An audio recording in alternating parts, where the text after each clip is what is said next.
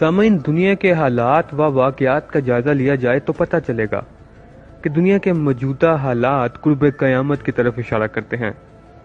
Computer, smart phone اور cyber wars کا زمانہ ہے اور دنیا بہت ڈیولپڈ ہو چکی ہے، مگر اس تمام ڈیولپمنٹ کے باوجود بڑھتی ہوئی بھوک، افلاس، بے روزگاری اور جنگ و جدل اس بات کی تائید کرتے ہیں کہ اس تمام ڈیولپمنٹ کا فائدہ صرف چند لوگوں کو ہی ہوا ہے۔ دنیا کی مختلف سویلائزیشنز کے درمیان بڑھتے ہوئے فاصلے اس بات کی طرف بھی اشارہ کرتے ہیں کہ ان قریب دنیا میں کچھ ہونے والا ہے اور آنے والا وقت بہت خوفناک ہوگا۔ مگر سوال یہ ہے کہ کیا دنیا کے موجودہ حالات کو پری پلان طریقے سے دنیا کے کسی حصے سے کنٹرول کیا جا رہا ہے، یا یہ سب افراتفری قدرت کی طرف سے ہے؟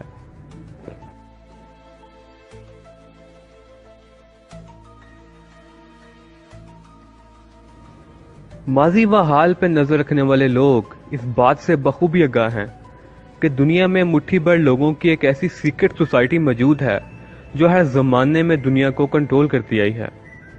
اس سیکرٹ سوسائٹی کے قبضے میں دنیا کے تمام مالیاتی ادارے، بینکس، میڈیا ہاؤسز سمیت دنیا کے تمام وسائل ہیں، اور یہ سیکرٹ سوسائٹی ان تمام وسائل کو اپنے مخصوص مقاصد کے حصول کے لیے استعمال کرتی آئی ہے۔ تاریخ اس سیکرٹ سوسائٹی کو فری میسنز کے نام سے جانتی ہے۔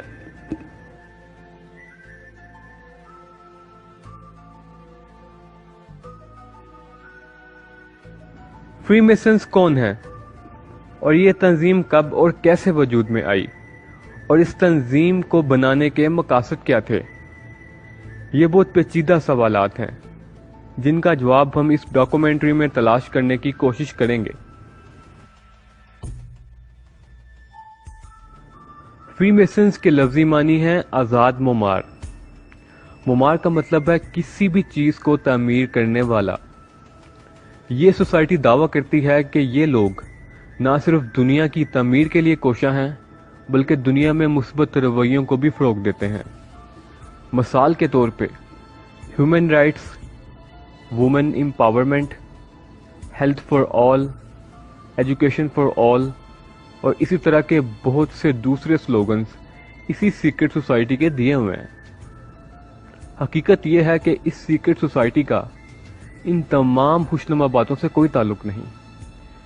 یہ تمام خوشنما باتیں دھوکہ ہیں، اور اس دھوکے کے پردے میں یہ لوگ اپنے خفیہ مقاصد کے حصول کے لیے کام کرتے ہیں۔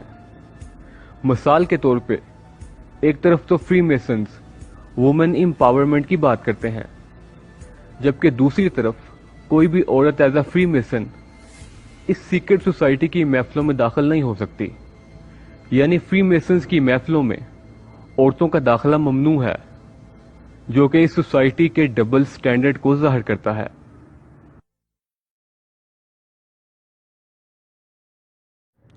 کہا جاتا ہے کہ فری میسن 1717 میں انگلینڈ میں وجود میں آئے، مگر یہ اندازہ بالکل غلط ہے۔ اس سوسائٹی کی تاریخ اتنی ہی پرانی ہے جتنی انسان کی اس دنیا میں موجودگی۔ قدیم مصری تحریروں میں اس تنظیم کا نام فرعونوں کے ساتھ ملتا ہے، جو کہ آج سے 4 سے 5 ہزار سال پہلے گزرے۔ اس لیے اگر آپ اس تنظیم کے مقاصد کو غور سے پڑھیں تو آپ کو فرعونیت کی بو آئے گی۔ اس تنظیم کی ہر نسل نے اپنے سے پہلی نسل کی بنائی ہوئی بنیادوں پہ کام کیا، اور اس طرح یہ سیکرٹ سوسائٹی طاقتور ہوتی گئی، اور آج اس سیکرٹ سوسائٹی کے قبضے میں دنیا کے تمام وسائل ہیں۔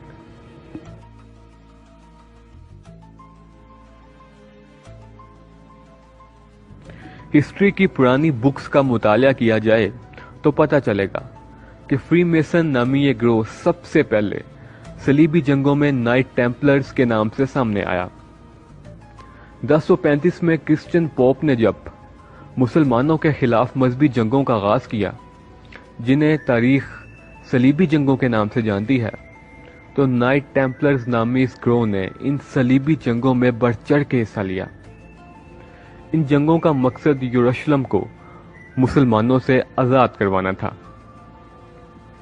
1096 میں یروشلم پر صلیبیوں کا قبضہ ہو گیا، اور اس خون خرابے کو سب سے زیادہ سر انجام دینے میں وہ چند لوگ پیش تھے جو کرسچن آرمی سے الگ تھلگ ہو کے رہتے تھے اور اپنے آپ کو عیسائی ظاہر کرتے تھے، مگر اصل میں وہ لوگ بنی اسرائیل تھے، یعنی یہودی تھے، جو جھوٹ اور سازش کے ذریعے عیسائیوں اور مسلمانوں میں فساد پھیلا رہے تھے۔ اس زمانے میں یہ یہودی فوج نائٹ ٹیمپلرز کے نام سے مشہور تھی۔ یروشلم پر صلیبیوں کے قبضے کے بعد ان نائٹ ٹیمپلرز نے مسجد اقصی اور ٹیمپل آف سولومون پر قبضہ کر لیا اور آہستہ آہستہ اپنے اصلی بیس یعنی یہودیوں والے بیس میں واپس آنے لگے۔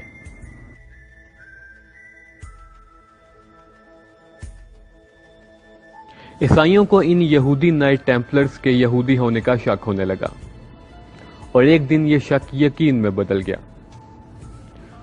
عیسائیوں کے ایمان کے مطابق یہ یہودی ہی تھے جنہوں نے حضرت عیسیٰ علیہ السلام کو نعوذ باللہ سولی پہ لٹکایا تھا، لہٰذا عیسائی یہودیوں کو اپنا مذہبی دشمن مانتے تھے۔ سال 1314 میں کرسچن پوپ کے حکم پہ نائٹ ٹیمپلرز کے سربراہ کو پھانسی دے دی گئی اور باقی نائٹ ٹیمپلرز کا صفایا کرنا شروع کر دیا گیا۔ اس صورتحال میں یہ یہودی نائٹ ٹیمپلرز یروشلم سے فرار ہو کے کنٹری آف اسکاٹ لینڈ چلے گئے۔ اسکاٹ لینڈ ان دنوں انگلینڈ سے آزادی کی جنگ لڑ رہا تھا۔ یہ یہودی نائٹ ٹیمپلرز اسکاٹ لینڈ کی آزادی کی جنگ میں شامل ہو گئے۔ برسوں کے خون خرابے کے بعد ایک دن اسکاٹش لوگ آزادی حاصل کرنے میں کامیاب ہو گئے۔ اسکاٹ لینڈ کے لوگوں کے دلوں میں ان یہودی نائٹ ٹیمپلرز کے لیے نرم گوشہ پیدا ہو چکا تھا، کیونکہ ان یہودی نائٹ ٹیمپلرز نے اسکاٹ لینڈ کے لوگوں کو آزادی دلوانے میں اہم کردار ادا کیا تھا، لہذا اسکاٹ لینڈ میں ان یہودی نائٹ ٹیمپلرز کو فری ہینڈ دے دیا گیا اور جو سرگرمیاں یہ یہودی نائٹ ٹیمپلرز خفیہ کرتے تھے اب سر عام کرنے لگے۔ اسکاٹ لینڈ اور انگلینڈ کو ملا کے جب ایک یونائٹڈ کنگڈم بنائی گئی تو ان یہودی نائٹ ٹیمپلرز کا انفلوئنس اسکاٹ لینڈ سے نکل کے انگلینڈ تک پھیل گیا۔ یونائٹڈ کنگڈم کے یہی وہ یہودی نائٹ ٹیمپلرز تھے جنہوں نے اپنی ماضی کی کرتوتوں پہ پردہ ڈالنے کے لیے سال 1717 میں اپنا نام چینج کر کے فری میسنز رکھ لیا۔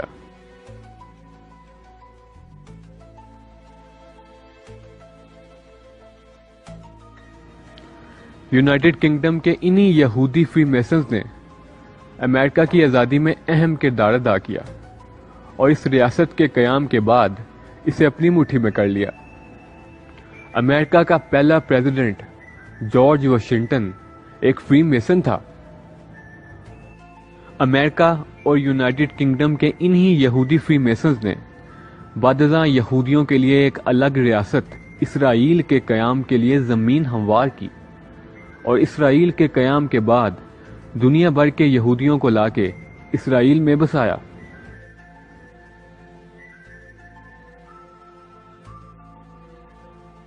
اب سوال یہ ہے کہ فری میسن کا دنیا کے وسائل پر قبضہ کیسے ہوا؟ سادہ الفاظ میں اس سوال کا جواب ہے بینکنگ سسٹم کے ذریعے۔ فری میسن کا دنیا کو اپنے کنٹرول میں کرنے کے لیے ایک اہم حکمت عملی دنیا کی اکانومی اور دولت کو اپنے کنٹرول میں کرنا تھا۔ دنیا میں اکانومی سونے اور چاندی کے سکوں کی بنیاد پہ چلتی تھی۔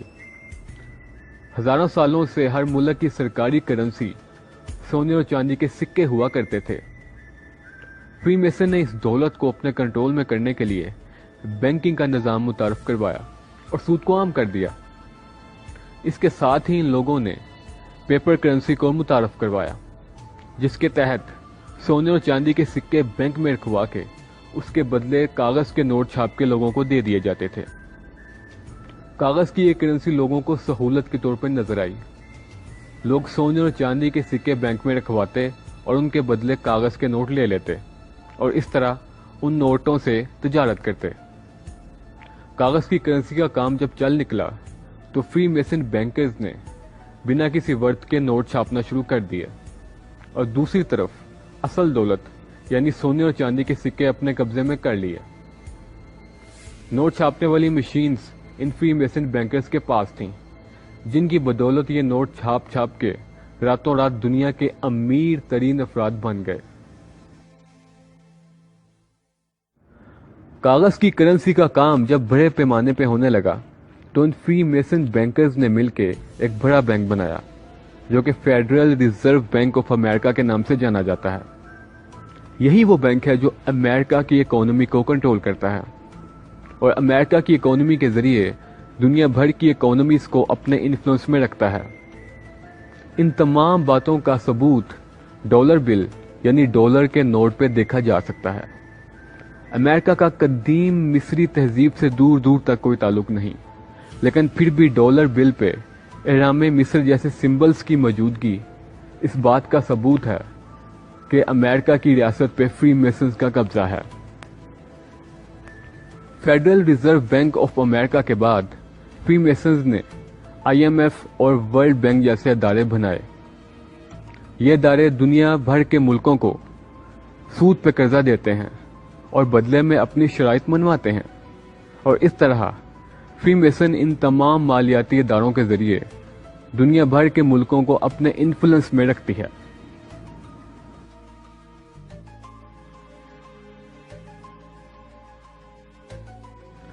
अब आते हैं उन मकासद की तरफ जिनके हसूल के लिए फ्री मेसन नामी इस तंजीम को कायम किया गया। इस तंजीम के मकासद ऐसे हैं जो आपको हिला के रख दें। मिसाल के तौर पे दुनिया में एक हुकूमत कायम करना और इस एक हुकूमत के जरिए दुनिया के तमाम मुल्कों को कंट्रोल करना, दुनिया के तमाम वसाइल पर कब्जा करना,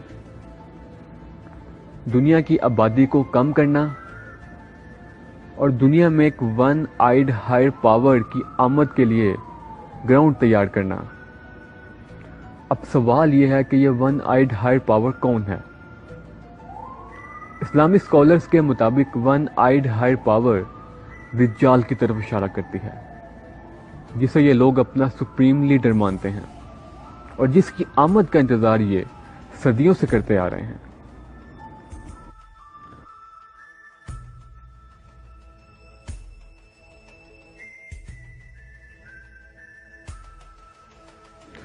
फ्री मेसन्स के लोगोज और सिंबल्स की बात की जाए तो पता चलेगा कि फ्री मेसन्स के बहुत से खुफिया लोगोज हैं। इन लोगोज में सबसे मशहूर तकोन, वन आइड सिंबल और ब्रिटिश कोट ऑफ आर्म्स शामिल हैं। ये सिंबल्स आज हर जगह देखे जा सकते हैं। मिसाल के तौर पे सिगरेट की डब्बियों, शराब और मशरूबात की बोतलों, मीडिया हाउसेस, फूड चेन्स और रोजमर्रा की बहुत सी दूसरी चीजों पे फ्री मेसन लोगोस नजर आते हैं।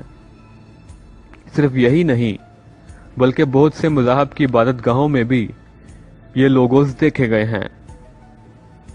मीडिया में वो तमाम शोज जो आज अवाम में बहुत मकबूल हैं, फ्री मेसन्स के थीम्स और लोगोस के साथ दिखाए जाते हैं। मिसाल के तौर पे Indian reality show big boss. इस शो में वन आइड सिंबल की मौजूदगी इस बात का सबूत है कि इस शो को चलाने वाले फ्री मेसन्स के इन्फ्लुएंस में हैं। Media industry, fashion industry, Hollywood, Bollywood, current affair channels, गर्ज हर जगह फ्री मेसन मौजूद है और हमें देख रही है। ये लोग वन आइड दज्जाल का इंतजार कर रहे हैं, जो कि इनका मसीहा है।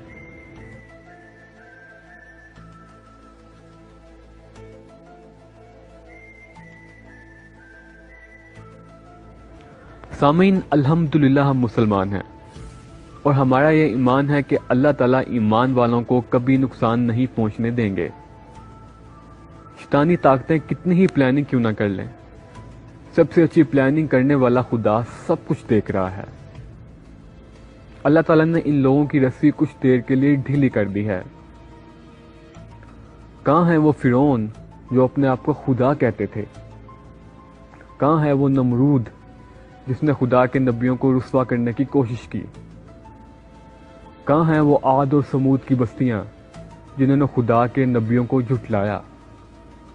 آج ان کا نام و نشان نہیں، صرف اجڑی ہوئی بستیاں ہیں جو اپنے عبرت ناک انجام کا حال چیخ چیخ کر سنا رہی ہیں، مگر ان میں سے کوئی عبرت نہیں لیتا۔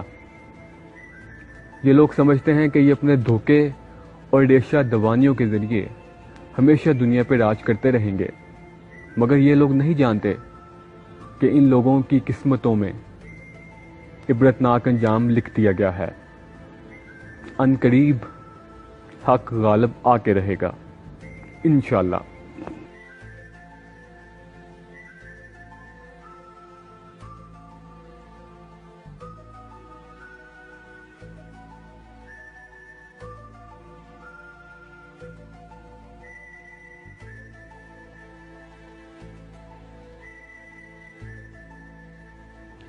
سامعین، بہت سے لوگ فری میسنز اور الومناتی کو ایک ہی تنظیم سمجھتے ہیں، حالانکہ یہ دونوں گروہ ایک دوسرے سے مختلف ہیں۔ آئندہ آنے والے دنوں میں ہم ان دونوں تنظیموں کے فرق کو واضح کریں گے۔